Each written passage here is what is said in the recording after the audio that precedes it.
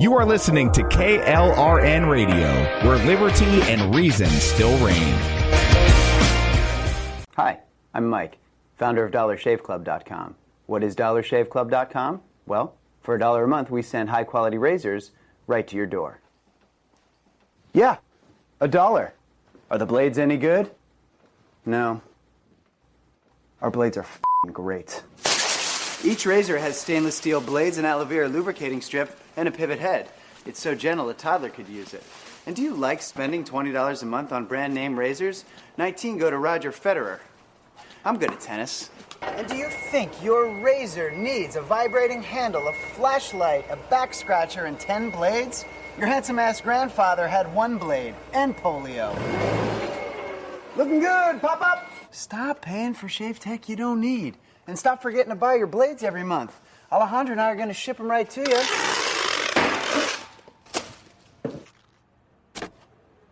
We're not just selling razors, we're also making new jobs. Alejandro, what were you doing last month? Not working. What are you doing now? Working. I'm no Vanderbilt, but this train makes hay.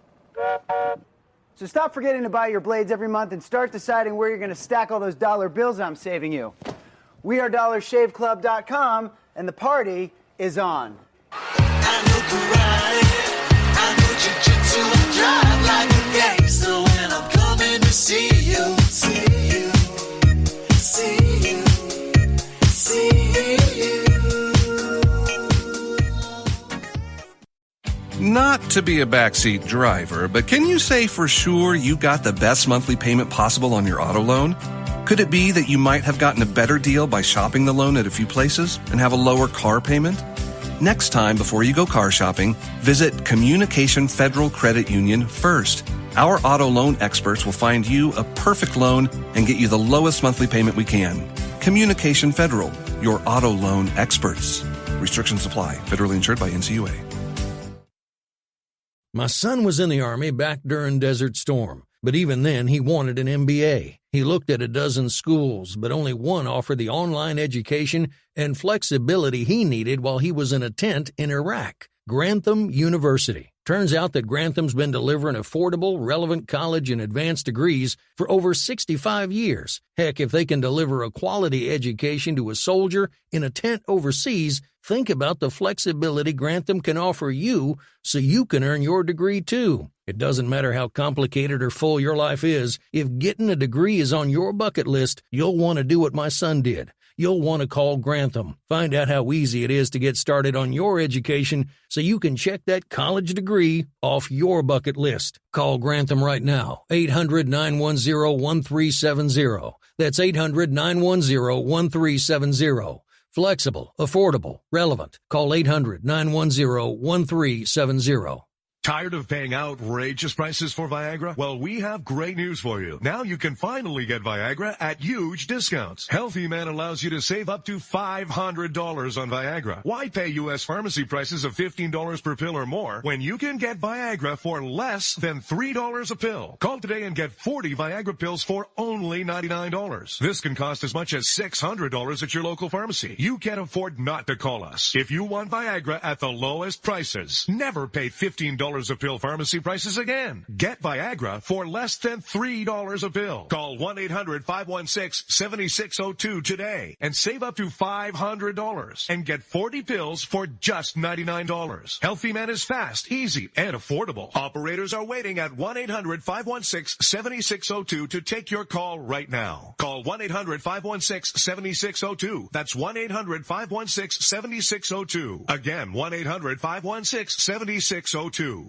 Attention business owners and independent contractors. This is a money-saving message from Tax Mediation Services. If your business owes $20,000 or more in taxes, we can help you today, right now. Listen, dealing with the IRS is no picnic. It's an intimidating and extremely stressful process, and you don't want to go it alone. Our attorneys know every law, every tax break, and every possible opportunity to help you resolve and reduce your tax debt. And if you owe more than $20,000, $1,000, you may be at the top of their hit list. So don't take your tax debt lightly, because it will not go away on its own. The IRS can seize your bank accounts, your home, and even shut down your business. Call our tax experts today at 1-800-783-0810 and let us deal with the IRS while you focus on your business. That's 1-800-783-0810. Again, that's 800-783-0810. Ready to stand out, Army ROTC prepares you not only as a college student, but as a strong leader, allowing you to earn the rank of second lieutenant. You will be eligible for full tuition merit-based scholarships and develop leadership skills essential for your future. Start strong and enhance your college experience. Visit your campus Army ROTC representative today. To find out how you can earn up to a full tuition scholarship, visit goarmy.com/podcast to locate your closest ROTC program today. Army officers inspire strength and I was gambling in Havana. I took a little risk. Sent lawyers, guns, and money. Dad, get me out of this. Ha!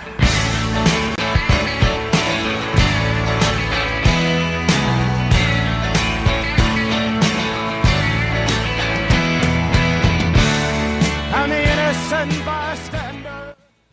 Uh-oh. Guess what day it is? Guess what day it is? Huh? Anybody? It is Wednesday, my dudes. Welcome into the nightcap of the evening, ladies and gentlemen. I am Rick Robinson. He is Ordy Packard. We are live on KLR Radio. You are listening to the Rick and Ordy show. There may or may not be an after party behind a Circle K near you when this is all over. All right. Good evening, sir. How are you? I'm good. I'm really, really good. How are you? I'm alive. That's about all I got for today. This last, well, I would say this last month, but yeah, October's been crazy. Now we're getting into full swing election season, and then everybody's getting guests, and I'm doing extra shows, and I'm gonna need a vacation. I know I took like 18 months off, but I'm gonna need a vacation. I realize I'm down to 2 shows, occasionally 3, and all of them are with you. It's because I love you, man. I know, man. It's so good. What's going on? Wait, no vacations for you. You took 18 months off. You are now chained to that desk. Not all of your shows are with me. Did you guys shelve the culture shift and not tell me? Oh, shit. Culture shift. Derp. And that's even tomorrow, too.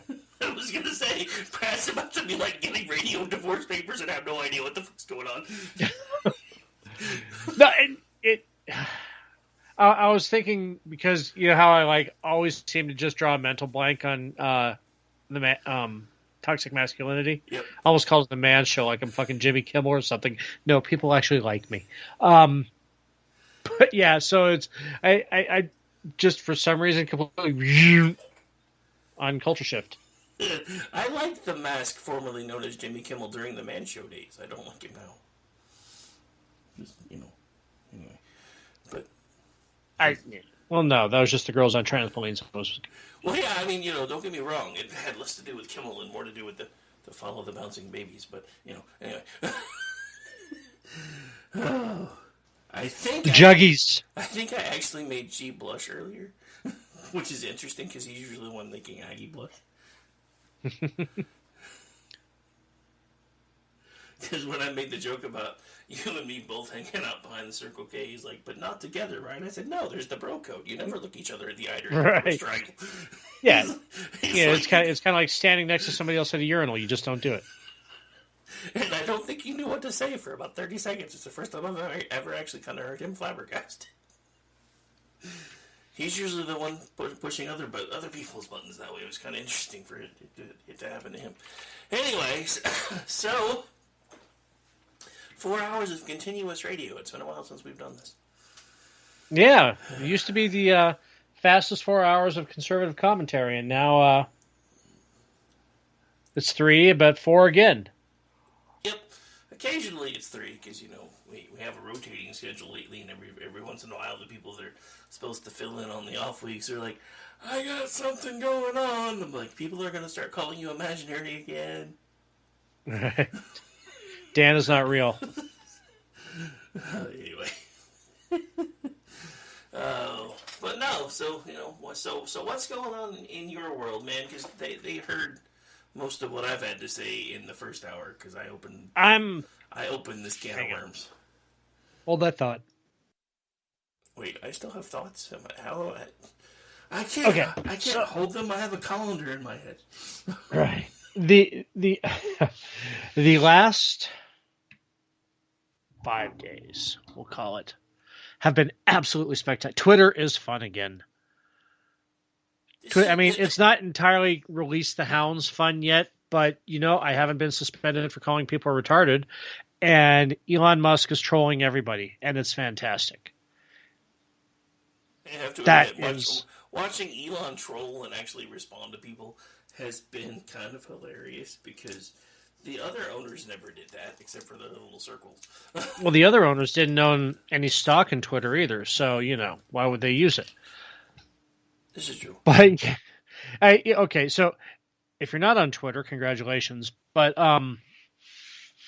one of the finest moments in Twitter history was, first Elon says he's going to charge everybody $20 for their blue check, and everybody loses their minds, which tells you that being a social media influencer does not pay as well as we have been led to believe. So, and I believe this was always his intention. He says, Twitter blue will be $8. And they continue to lose their minds. And AOC made a comment about billionaires, trying to get $8 and blah, blah, blah, blah, blah. He said, thanks for your input. $8, please. See, I didn't see that one. I would probably have been. I probably would have been laughing even harder if I had. And it just has been. He's been on a troll. He's been doing the Trump trolling, but not a boomer. And I think I've figured out that's Trump's biggest problem, is that he's just such a cringe fucking boomer that it's like, oh God, I can't.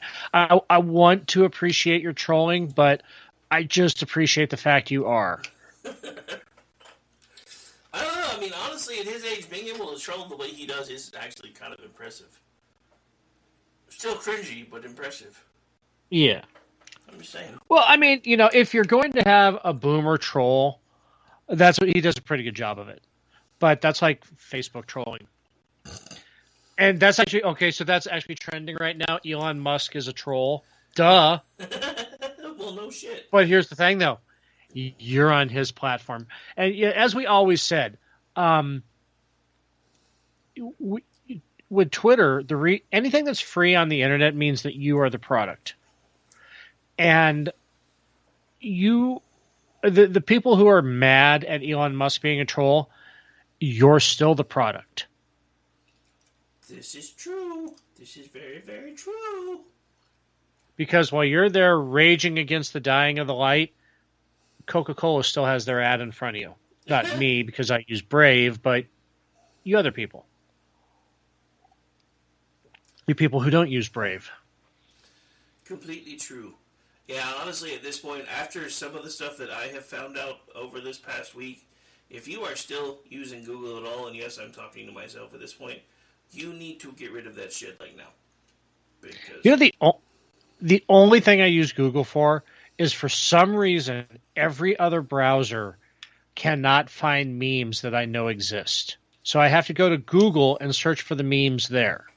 For some reason, the indexing on Brave, on Edge, on DDG, whatever, I can put in "goddammit cat" GIF, and it doesn't show up. But I put it on Google. Google knows exactly what the fuck I'm talking about. Have you tried abbreviating to GD cat GIF? Maybe they're offended by your word choice.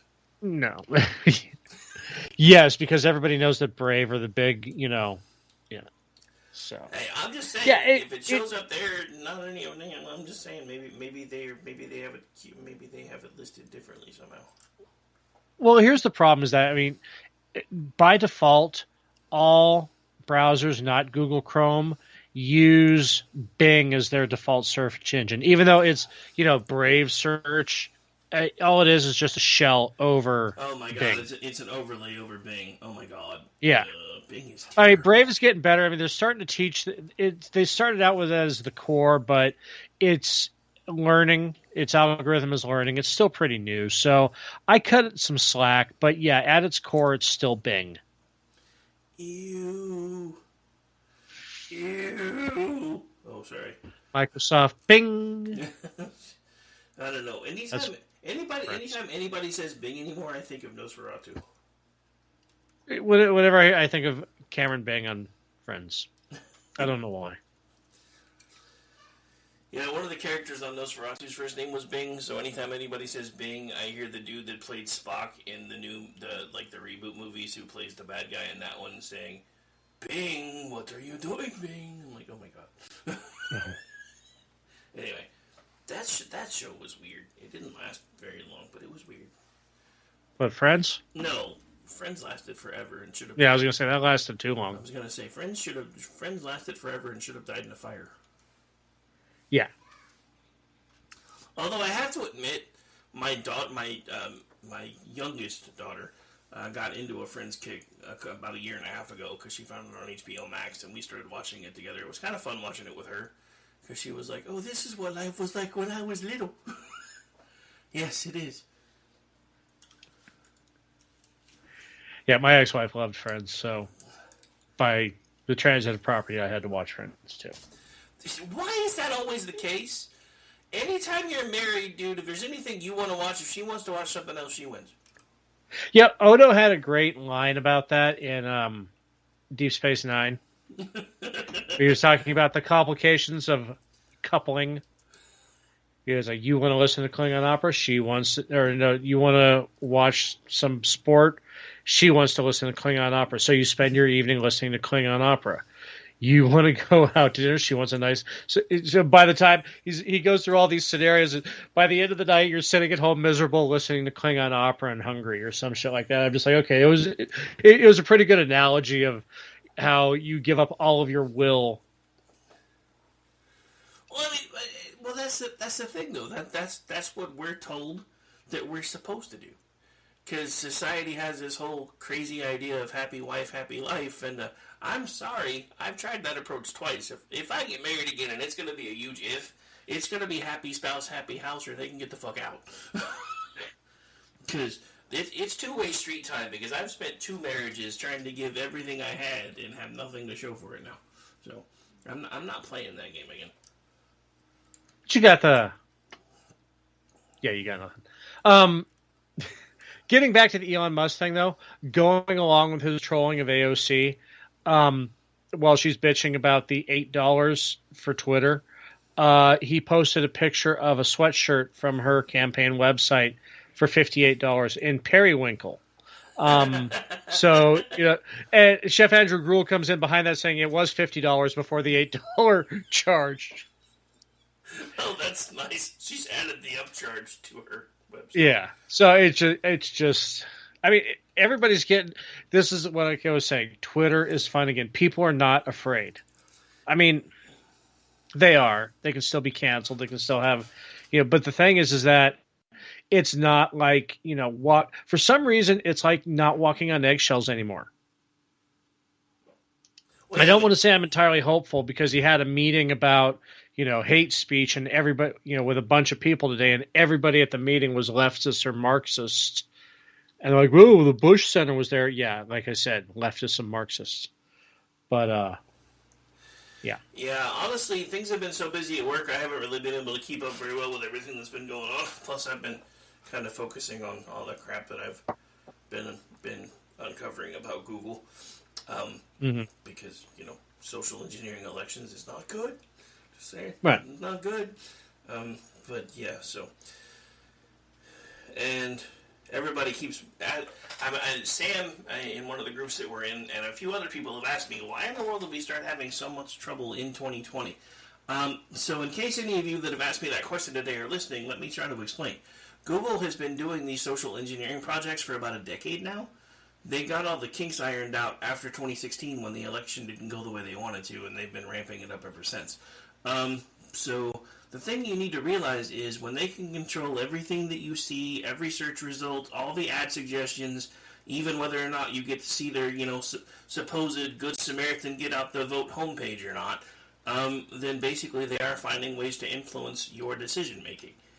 And the thing that scares me the most isn't just the election engineering, because if they're doing this for elections, if you can't figure out or don't understand why 95% of kids below the age of 13 right now either identify as trans or gender fluid or sexually fluid, it's because everything they're seeing on their screens is telling them they're supposed to be. By design. Yeah. Exactly. And that's, yes. There's a thing, again, talking about Twitter. There's a tweet going around now, and it's just people, copy and pasting it. It says, pro tip, if your state cannot count every vote on election night, there's cheating in your state. Entire nations count their votes on election day. If you can, it's because you don't want to.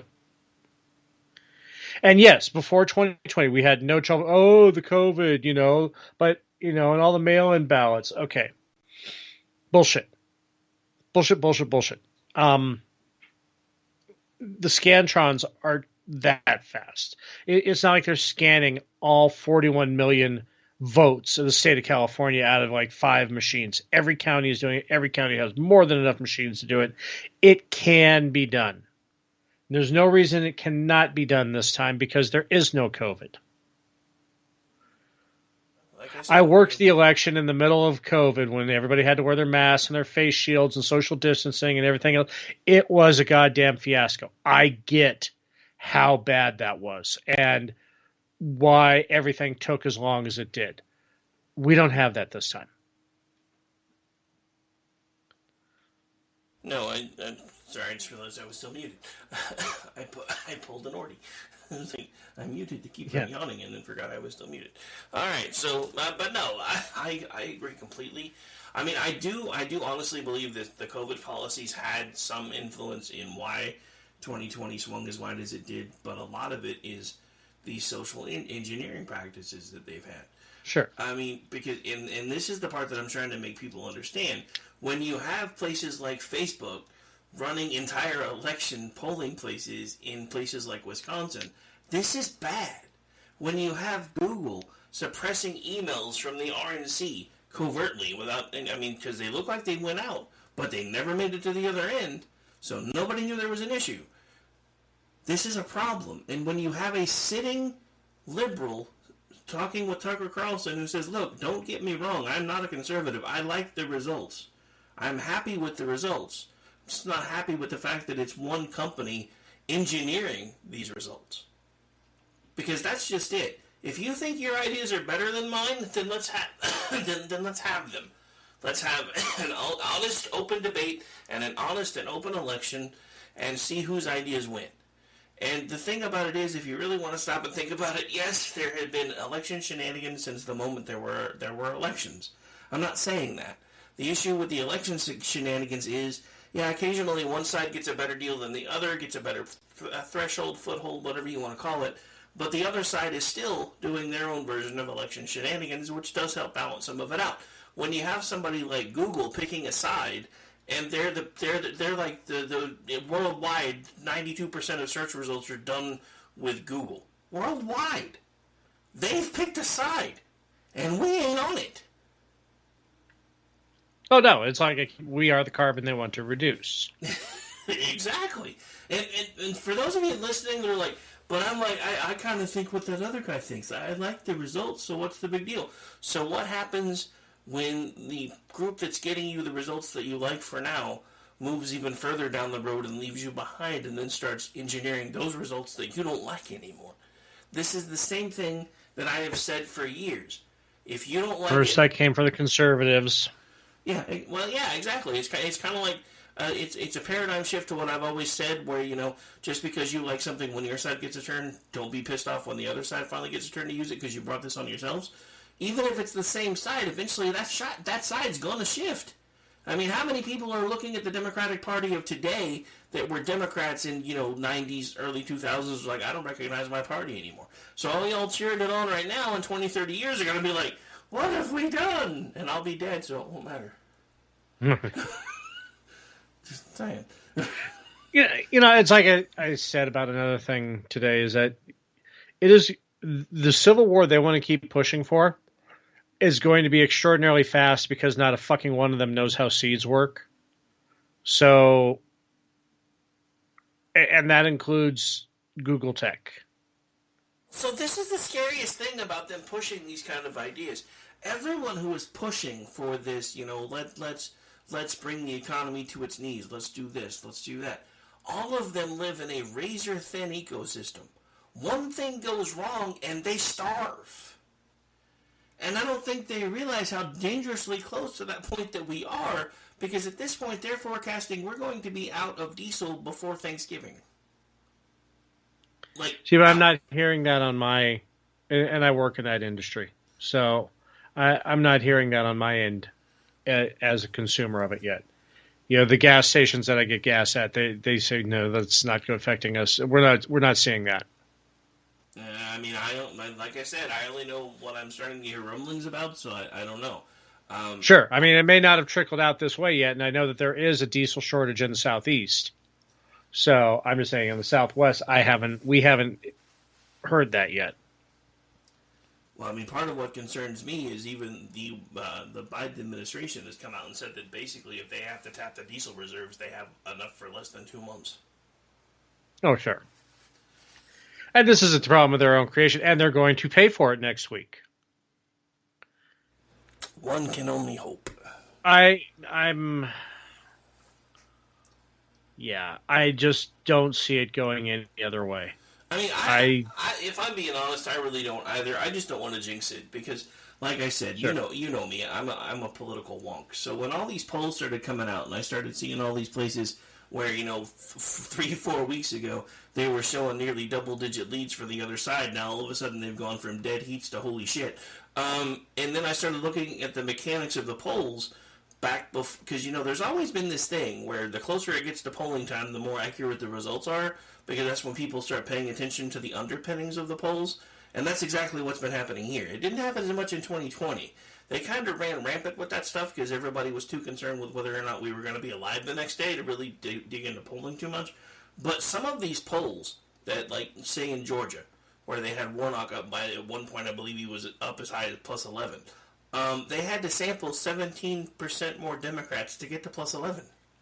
Right. So if they had done a dead heat sample, it would have been the other guy up by 6. And that's why they always have to oversample, so that way they can show the results that they want. Polls are predetermined. We learned in 2016 polls are absolutely meaningless. Oh, well, yeah. We watched them be meaningless. Hell, even the guy that was dubbed the most accurate pollster ever basically didn't update the fact that Hillary lost until after they called the election. We watched it. So, that was when I first started realizing. But see, the thing about it is, back then, it was one of those things where, they always had this margin for error. The margin for error was always a good indicator of how much oversampling they did. These people were still putting, plus or minus 3 or 4 is the margin of error, and sampling almost 5 times as much of one side or the other just to get the results that they want. So they were literally skewing everything. And I hope and pray that it shows up that way for them in the polls. I think where the main reason that I'm as concerned as I am is because right now in Oklahoma, of all places, our incumbent governor is in a dead heat with a former Republican turned Democrat. I'm kind of afraid of what's going to be at the top of my ticket after Tuesday. I'm not necessarily as worried about the nation as a whole.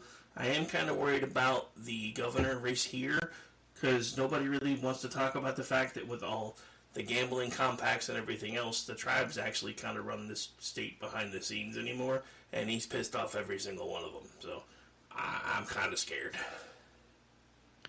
I'm kind of scared. Didn't he give the state to the tribes? No, the federal government did that. He didn't. Oh, wait. No, I thought that they said, okay, hey, you know what? Never mind. No, the federal government actually did that with it was a Supreme Court ruling at the time that basically said that because there was a treaty that wasn't being honored, that the treaty was still technically in effect, which is why over a third of my state is back to being considered full-on Indian territory now. Me know how, just need chance. You know what? Just go Liz Warren on it. I mean, technically, I'm more Indian than Liz Warren. That's the scary part. Well, sure. You know. I have my great-grandmother on my paternal and my fraternal side were full-blooded Sioux Indian. So you're 1/5/12. Something. I don't even know what it would be. I just know that between the two of them, I would technically have enough blood to qualify for all kinds of free stuff, but they were born in a generation where it was considered sacrilegious for them to be put on the rolls. So, yeah, I don't qualify for nothing. Hang on a second. I'm dropping something in chat. This is going along with the... Okay, so Jennifer Rubin's... Sorry, I'm sidetracking. Jennifer Rubin said that if Elon Musk charges $8, she's leaving Twitter, so they started a GoFundMe to keep her on Twitter because she is a national treasure. Oh, my God. And when you see who started it, that's what makes it even better. And the goal is 69,420. So 69 and 420. Good number. 69,420. Good number. Just saying. Although I'm not sure I would be interested in a 69 with a sandwich lady. Right. No, or 420. I don't know. I mean, I'll smoke with just about anybody. I ain't gonna lie. Not Jen Rubin, though. I mean, come on. Puff, puff, give. Anyway. Yeah, so it's one of the Habibs.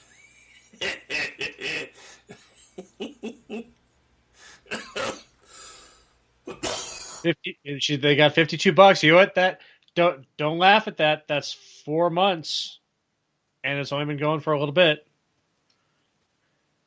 So okay, moving along. I mean, I know it's not a new thing, but there's a thing on Twitter that called Birdwatch, and what it is, it was kind of like fact checking. And until recently, you would only see the left use it. You know, they would use it on DeSantis or whatever.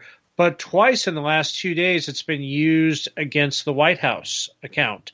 One of them today, the White House deleted after it was fact-checked. The tweet from the White House was saying that under the Biden administration, senior citizens are going to see their largest increase in Social Security in however many years. And everybody fact-checked it saying, yes, thanks to Nixon pinning it to the cost of living adjustment in 1972, that's because of inflation. That 8.6% increase they're getting in Social Security is pegged to the inflation. It's the misery index. And then the White House deleted the tweet. It's like, oh shit, they caught us. And they don't like being fact-checked because, you know, it's like I got into it with somebody. We got a lot of mutuals, but you know, it was like, you know, oh, that's been around for a long time. Okay, great, bird watcher. I understand that you, as a bird watcher, got to see when people were critiquing the White House or whatever. But the fact of the matter is that John Q. Public didn't get to see the fact checks because they would never get turned on. Yeah. So while you may have seen it with your super secret little. Yeah. Your super secret access is we didn't ever get to see that part, yo. Yeah. So.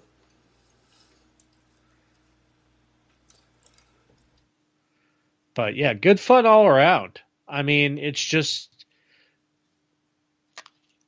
I'd pay $8 just to completely suck all the gravitas out of the blue check. Yeah, you know what? An Amish satire account is verified now, too. Suck it. That would be hilarious, honestly.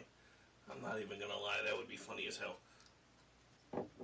And I'd totally play up the opulent Amish angle again.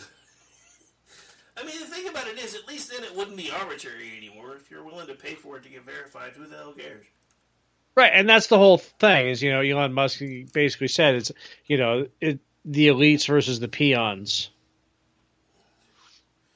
I mean, hell, I don't think I would do it for me, but I would pay $8 to get the station account verified just because it would help with all kinds of shit we're trying to do.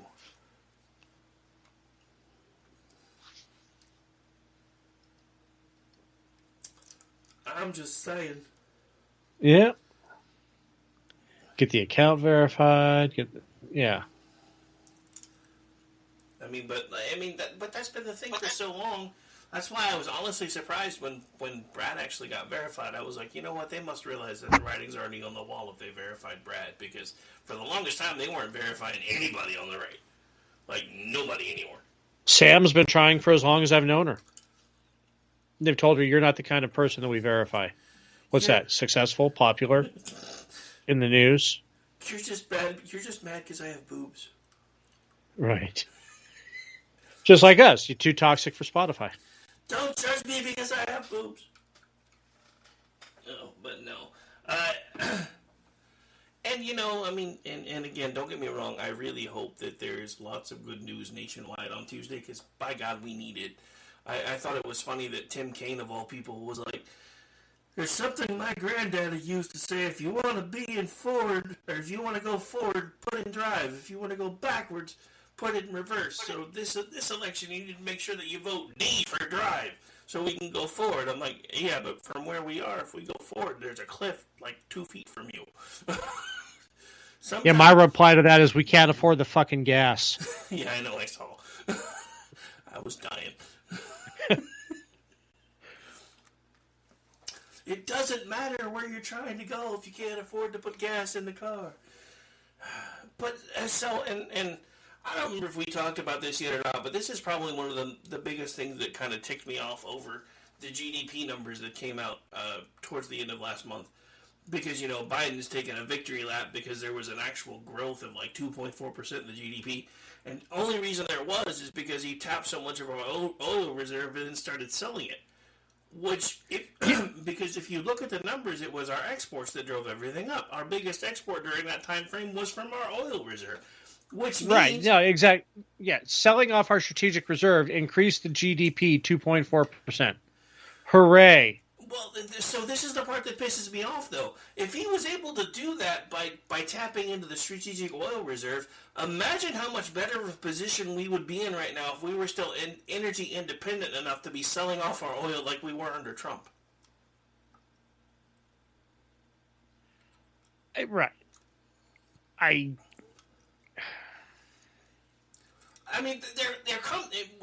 But this is the thing. When you start putting all the pieces together, they're trying to push, at this point, almost 80-year-old green technology, trying to basically use Google to social engineer elections, trying to pass everything you can and make everything happen you can that will cripple our economy. There has to be a time when you start looking at this and realize that none of this is by accident. There's too many things happening all at the same time that are basically designed to bring this country to its knees. And I said this on Off the Rails earlier tonight. I'm pretty sure we're getting to the point where if we don't pump the brakes, it's going to get to a point where they're going to have everything set up so well that it's all going to collapse and somebody's going to be able to swoop in and play hero. And I think that's what they're going for, because they want us to give over control. COVID was a test run to see how far they could push us to how much control we would give up in exchange for safety. And we lost that argument because 80% of the country wanted to stay home for at least a month. You know what? I don't think we actually lost the argument, because that would imply that we had a choice. Okay. I begrudgingly cede that point. Because it's not like they said, hey, you want to stay home for a month or you just want to keep working? And you know what? I have the hardest time not saying working like Alejandro now. But, we weren't given a choice. It was like, okay, you got to stay home. I'm like, well, fuck. Okay, whatever. I'll do that. When do I get to go back to work? Oh, 2 weeks, 30 days, 60 days, 90 days, 365 days. Yeah, 18 months. I was joking about that with one of the people that I was talking to during a soup call before the handoff that I hadn't talked to in a while. She's like, man, I haven't heard from you in forever. I said, yeah, I know. It was back when we were told we were only going to be working from home for 2 weeks. 3 years later, and we both just started dying laughing. But it's funny that you mentioned that, because anytime anybody says working, I hear that that part of the ad now. Yeah, you hear Alejandro too. Alejandro, what were you doing? What were you doing a month ago? Not working. What are you doing now? Working. I'm no Vanderbilt, but this train makes hay. Yeah, no, So, sorry, throat got dry.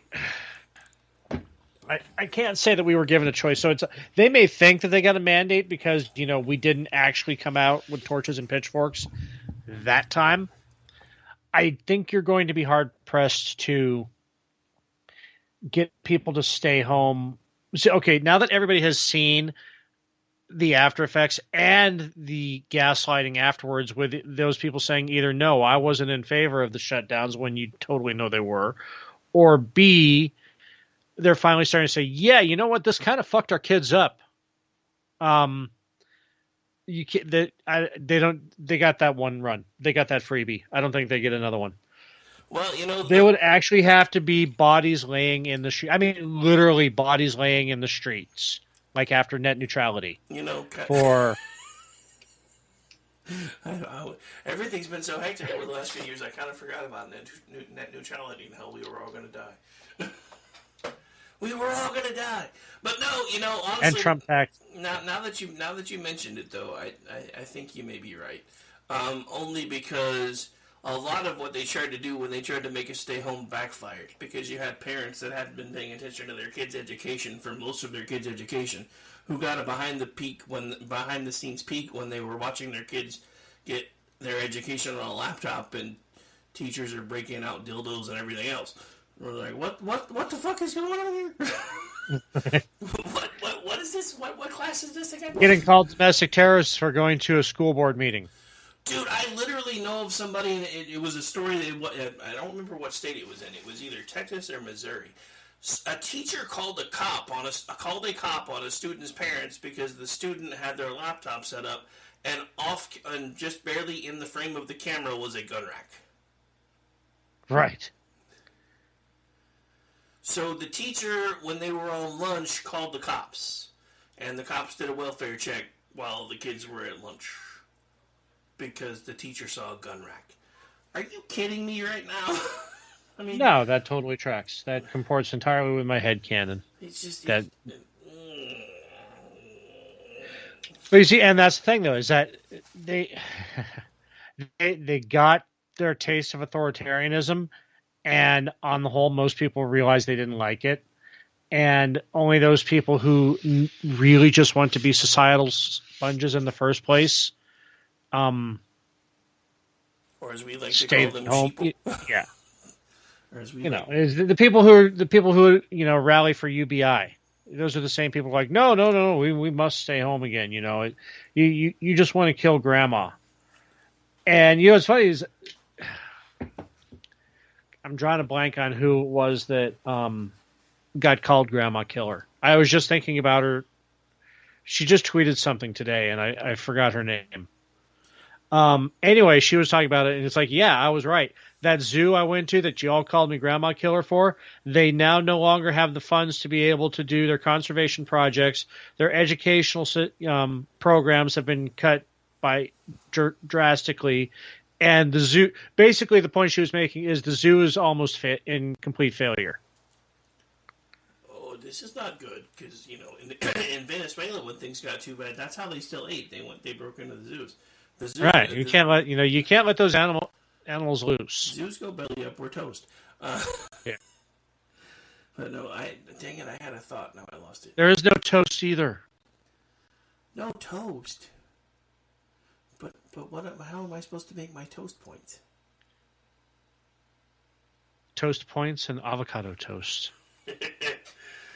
Oh. What are you watching?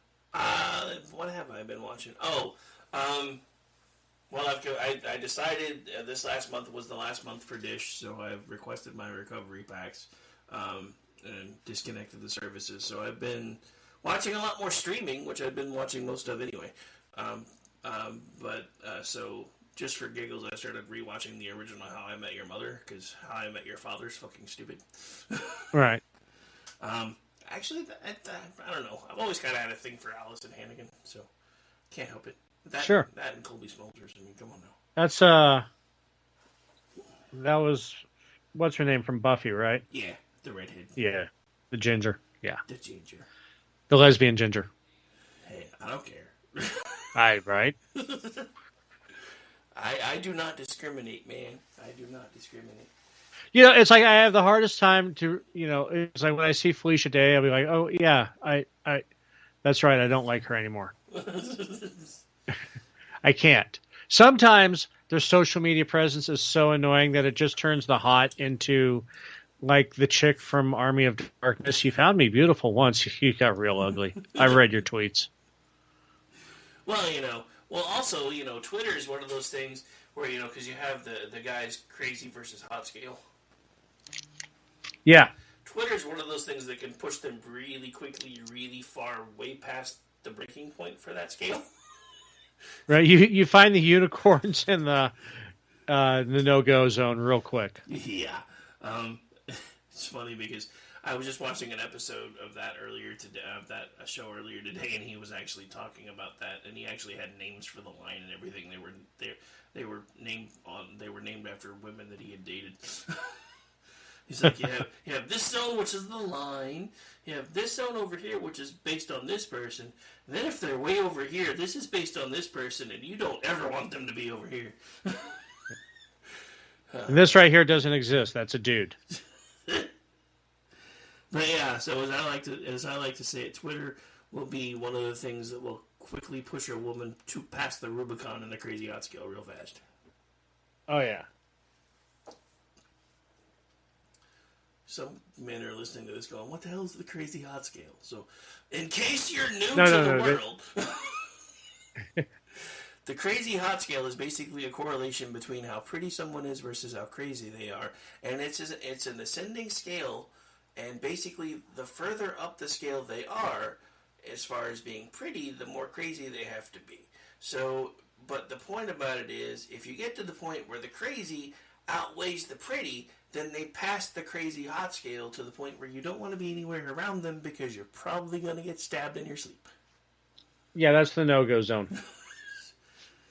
And yes, Twitter will make you realize exactly how far past the no-go zone certain hot women are. So, and in this area, you got redheads and hairdressers and girls named Tiffany. Oh. When did this turn into a toxic masculinity? What was that? I said, when did this turn into a toxic masculinity? All right. All right. So, man, what are you watching? Because, yeah, I really haven't been watching. You know what? Okay, so I started watching Grimm for Halloween, and it sucked me back in. So I think I'm going to give it the whole run. Yeah, that's one of the ones I haven't really, I mean, don't get me wrong, I liked the show during the first run. And the first couple of seasons, even though they were campy, were really good. And then they tried to make it more serious, and I was just kind of like, I don't know. I kind of liked the campy aspect of it. Yeah, I mean, they walked a good line, and yeah, you're right. The first couple seasons are pretty campy. But I look at it like this: is that they had a whole lot of exposition to get into to explain that universe. Well, yeah, because, I mean, it was a brand new universe, so it wasn't like they were plugging into something that already existed. And even for back then, that was rare, because most everything that was being made was a continuation of something else or a reboot, even back then. And I realized watching it that in the early 2000s, Jamie Ray Newman was in every goddamn sci-fi show. Pretty much. Yeah, I mean, she was on Stargate Atlantis. Mm-hmm. She was on Eureka. She was in an episode... maybe 2 episodes of Grimm. Yeah, she was everywhere at that time. Well, you have to remember, early 2000s is when they started shortening the schedules. And I think that's part of the reason why they started shortening the schedules, because they realized they could get more actors for more work for less money. Right. Because, if we're only having to pay you for 15 episodes now, we don't have to pay you as much. So then, instead of doing a 22-episode run, they're doing 15, so when they're done with the 15, they're off hunting for anybody else that's taping so they can make up the extra money. I mean, the same thing was happening with the dudes from Killjoys. The dudes from Killjoys were doing that. Yeah, she was in that. Or no, she was in. I was thinking of Supernatural. She was in that too. Go ahead. I'm sorry. I was going to say the dudes from Killjoys, even later in the 2000s, they were in that show, and then there was another one. I think they were in a show on NBC called Night Shift, and then eventually, as Killjoys was winding down, they were still actively shooting the last season of that while they both joined the cast of The Rookie. Yeah, well, Aaron Ashmore had also gone to Killjoys from Warehouse 13. Yeah, I much prefer Warehouse 13. Lots of cross-pollination up in in British Columbia. It happens. Yeah. But yeah, I just realized is that it was like if they couldn't get Christina Hendricks, they needed a hot strawberry blonde. Call up Jamie Ray Newman. What's wrong with that though, yo? Nothing at all. Not a damn thing. So yeah, no, I'm really enjoying Grimm again. But yeah, I am in the first couple seasons where it is still campy and just kind of that whole Nick Monroe friendship is still developing. So. Yeah, the bromance that seemed like it almost became something else towards the end and didn't. Yeah. Right. Yeah. You. Yeah, the less obvious Garrick and Bashir. And Bashir. Although I still disagree with that. If there was ever going to be a bromance turned couple, it should have been Bashir and O'Brien. Well, okay, that was okay. Yeah. I think in that one, that's almost okay. I'm gonna go. I'm gonna make 10,000 academics punch the air right now. I think that was actually a love triangle because O'Brien loved Bashir and Bashir loved Garrick.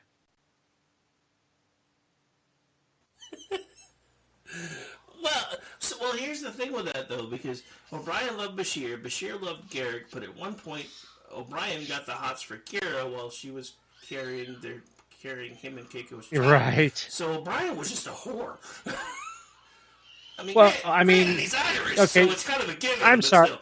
I'm sorry. Keiko is such a scold. I get it. Yeah, I didn't say I didn't get it, but I'm just saying he's an Irish whore. Right. Granted, as somebody that is also from Irish descent, Irish and whore are kind of synonymous with each other, but still. Just saying. Anyway. Yeah, we're nerd shipping here, JC. It happens. It just, yeah. You should have heard Brad last night, because Brad was taking forever to get on the call whenever I was trying to get things set up for him and Aggie. So Aggie, has been completely tuned out of Doctor Who since Tennant left, so she had no idea what happened after Jodie Whittaker's season closed. So I caught her up, and she about had an aneurysm on air. I must have missed that part, and I saw something about they're bringing Tennant back. Yes, so the guy they actually want to play what will now be most likely the 15th Doctor was unavailable for all of the 60th season for BBC Anniversary. So instead of taking a hiatus or recasting, the new showrunner, which is a previous showrunner who was actually the one who selected Tennant to begin with, came up with the idea of a palate cleanser Doctor, and so they brought Tennant back, not as a revisit to the 10th Doctor, but actually as, kind of like same Doctor revisiting old face, kind of like they hinted to in one of the last ones. Yeah, in the and it's funny, the last one they had Tom Baker in. Well, yeah, the last one that they were able to do before Baker actually passed away. The funny thing is, it was Baker that hinted to the fact that I've even re-seen some old faces again, and that's because that's when he realized that Baker was actually another iteration of the Doctor, and he's like, yeah, this isn't the first time I've seen a familiar face, which is interesting that was in there because. It kind of. I mean, granted, this wasn't their plan. But the Shooty, what is his name? Shooty Gawa, I think, or something. Anyway, the guy that's supposed to be that they wanted to play the Doctor is off in America shooting a movie, and they're like, well, we don't want to do a hiatus during the 60th anniversary of the BBC because those are always the years where we do all kinds of interesting things with the Doctor because it's one of our flagship shows. So they came up with this idea. It's funny that they say that after what they've done to the Doctor.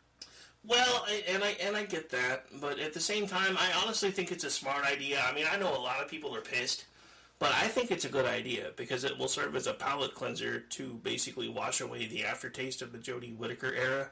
I don't want a palate cleanser. I want a retcon. I mean, well, the thing about it is, look, I don't fault Jodie Whittaker. I fault the writing. Jodie Whittaker, sure, in her own way, was a really good Doctor. The problem was the Doctor Who series got infected with the same woke bullshit that was popular for a couple of years. That now that it's everywhere, everybody's finally decided they've had enough of. And that's the thing, is that Peter Capaldi and Jodie Whittaker are both fantastic actors, plagued with shit-tier writers. And Chris Chibnall is probably one of the worst ever showrunners. I mean, it's even worse than the one that the Seventh Doctor had. Just, god damn. Yeah. So, but yeah, I mean, yeah. I mean, I would hate that if they had to retcon going back to, well, they could go Smith and, William Hurt's. Yeah. So. No, this isn't going to be a retcon. It's going to be more of like an offshoot. So the plan is they're not even doing a full season for this 60th. They're just doing a 3-part, big series. Extra, like kind of what they call the fan extravaganza, where they're gonna do like all the living doctors are gonna be there, and everybody was like, well, why wasn't Baker there? And I'm like, did you miss the memo? Right. He ain't been here for a while. The interesting thing is, speaking of rewatching How I Met Your Mother, Neil Patrick Harris actually plays the bad guy in the 3-part 60th anniversary special. See, now that'll be fun. And that's one of the things I liked. I think it was the 4th season of Warehouse 13 when Anthony Michael Hall played the bad. Yeah, that was actually probably one of my favorite seasons. Yeah, because they take the generally good character and, they say, okay, show your range, be bad. And a lot of the times they're over the top, but not in a cringe way. Not like every fucking Goa'uld, but they're kind of, Ordy made an SG-1 reference. They're just they play it as art. They go fucking arch, which is nice. Yeah, no, I mean, so the interesting thing is, apparently it's rumored that he's going to be an iteration of a previous baddie. I think it was actually around the 2nd or 3rd Doctor, the toy maker is, I think, what they call him. But yeah, so apparently. So yeah, they're kind of bringing back some stuff that hasn't been around before or in a while. They're bringing Tennant back, and I think it's just kind of a way to give the fans something that they've been clamoring for forever. The problem is, and this is what a lot of the talking heads about Doctor Who are saying, sometimes when you give the fans what they want, they realize it wasn't really what they wanted after all. And I'm like, it's fucking David Tennant, dude. He's like the #1 Doctor next to Baker in history. Let the man have some more fun. Right. He didn't want to go. Well, that was the thing. Tennant's Doctor and Baker's Doctor were probably 2 of the most human doctors that were ever portrayed. They longest running too. Well, I mean, they were the more human of the doctors. They were the more relatable. I mean, Tennant was amazing to watch because that boy ran everywhere. Now, granted, this was from a while ago, so I don't know if he'd be doing as much running now as he did then. But it was amazing to watch because that boy ran everywhere. He didn't well, Matt Smith did too, and Matt Smith even made a joke about that in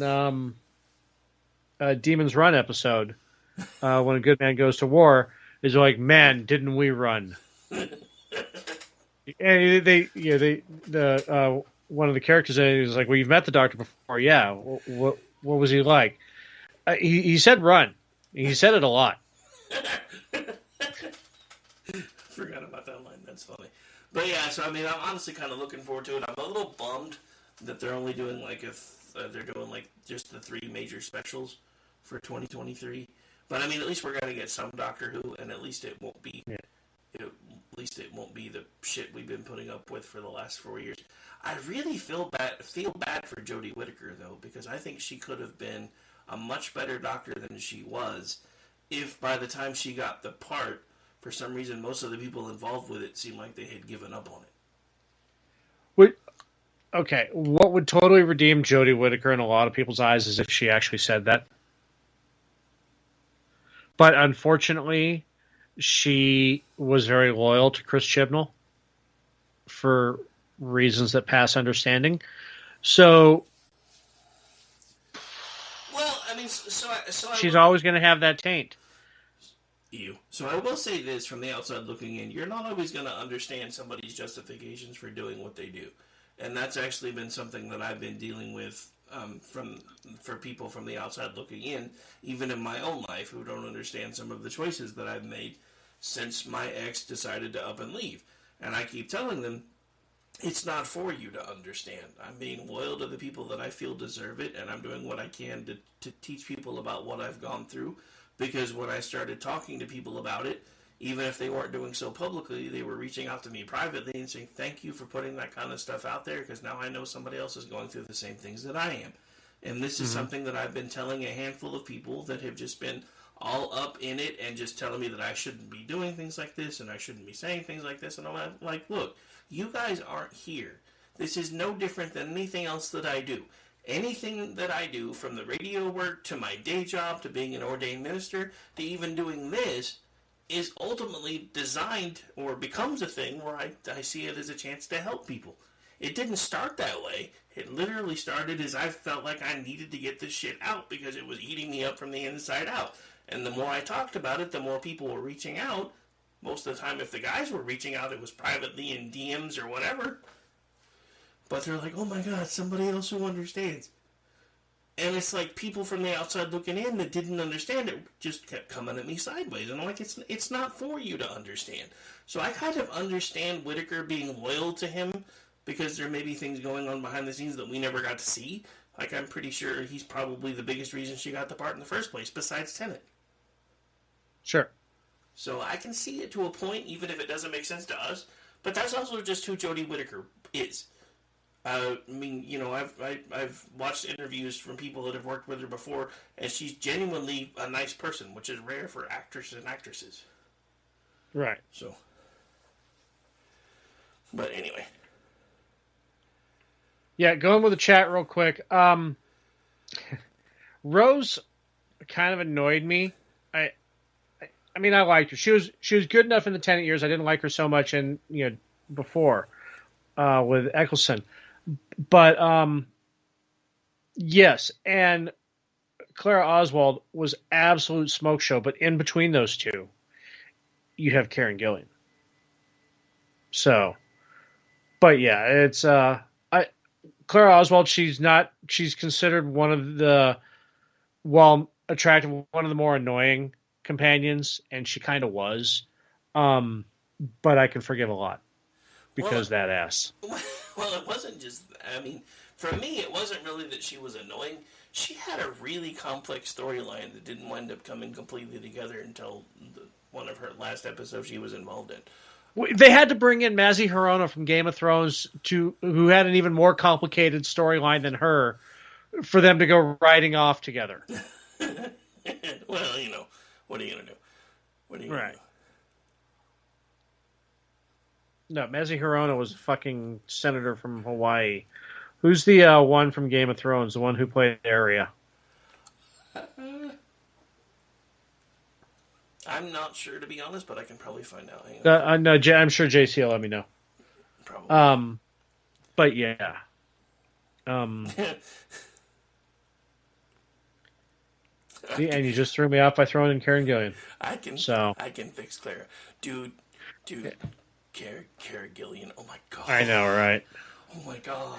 Especially when she was doing her first appearance her first appearance was actually in a Tennant episode, but her first appearance as Amelia Pond, when she was in the cop kissogram outfit. Yeah, that was fun. Yeah, I'm just saying. I'm just saying. But yeah, so that's the other thing. No, actually, I don't think she'll be, because she was more involved in the Matt Smith era. I know that Donna Noble's coming back for the 60th. That's awesome. She was actually Donna Noble is actually a great comedian. A lot of people don't know that. Well, a lot of people in America don't know that. The funny thing is, like the entire the family that was involved, so the mom is coming back. Her new husband that was introduced in one of the specials, Maisie Williams, is coming back. Thank you. They've had a child at this point in one part of the specials that is now an adult child, and then even at one point Wilfred's coming back, the granddad, who was like I thought he passed. No, he's 96 right now. Okay, I thought I saw him pass last year, but that's awesome. Well, they've also done some of the taping already, so if he has passed, they may have already recorded the parts that he was in. You know what was the one where they did?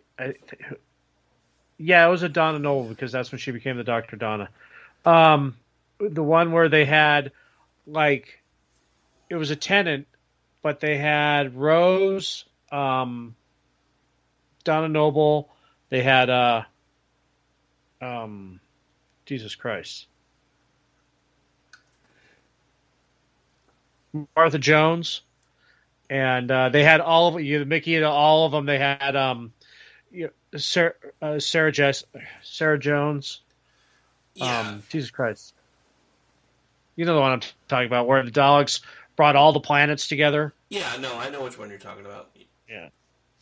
Sarah Jane Smith. That was it. Sorry. Yeah. I'm and the other, and K9 and the other all the other spin-off, the Torchwood spin-offs and everything else in there too. That was fun. Yeah. I really hate the fact that wokeism killed Torchwood. I don't know if anybody knows that, but wokeism killed Torchwood. Yeah, because they went to fucking Showtime and then they just let John Harriman go fucking nuts. No. I mean, so here's the thing. The reason Torchwood died with BBC is because the guy that was playing Jack Harkness got in trouble for some right. So then they sold it to Showtime. Showtime tried to run with it, and then that was when even more stories broke about supposed misconduct from the guy that plays Harkness and everything else. So because they were actually going to bring it back John Barrowman for at least one more season, and they just shelved it. And then they shelved it, and then they put it on hiatus. The showrunner's husband got sick, and then eventually passed. And since then, it just kind of died on the vine. They've done some of the audio books and stuff, but at that point, even some of the lead characters weren't even available to do the audio parts anymore. So it just kind of died. That's a shame. Yeah, I mean, honestly, I know everybody didn't really like the Americanized version. It could have been better. But I was kind of upset because I wanted to see what happened with the dude that wound up getting the Harkness gene. Basically, is what I call it. It was just so slow. That was the problem. Well, I mean, it was one of those things where there was exposition again, so they had to explain things. And you know, it's one of the specials that it kind of became its own little a short little mini series thing instead. But I don't know. But anyway, I'm hitting a wall, so we should probably go because I've been doing this for 4 hours and 15 minutes. All right. Well, I've got Culture Shift tomorrow with Brad. What do you got going on? I don't know. I just did 4 hours tonight, so unless Jen gets a hold of me, I may actually take the night off because this will be the first Friday, Saturday I've been able to take off in a month. So I may just take a 3-day radio weekend or 4-day radio weekend, and then come back and get ready for all the election shit for Monday and Tuesday. Yeah. Because, I figure I'm going to try to do a Monday special for folks that can't be available for Tuesday, and then see who wants to do an after-election thing when Brad and Aggie wrap, so I don't take their time. I may be available for Monday. Yeah, I know. You're actually one of the reasons I thought about it, so that's another reason why I'm going to probably take the next few days off, so I can coordinate who wants to be on when. But it depends, because if Jen wants to do a show, we will. If not, I may not, unless there's something huge that breaks between then and now. Yeah. Anyway, I just realized I closed out the audio that I was going to play on the way out, so hang on just a second. I'm not ready to go bye-bye yet, after all. Grr. And of course it didn't come right back up again either. Stupid. Alright, we're gonna get out of here. Bye, guys! Hail Hydra.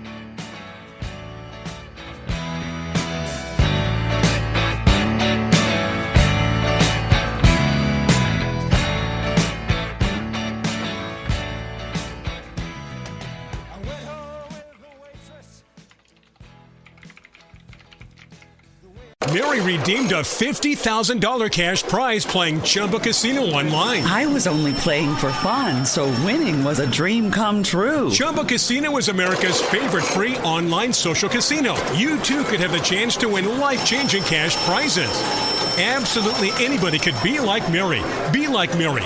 Log on to ChumbaCasino.com and play for free now. No purchase necessary. Void where prohibited by law. 18 plus terms and conditions apply. See website for details. The voice in the preceding commercial was not the actual voice of the winner.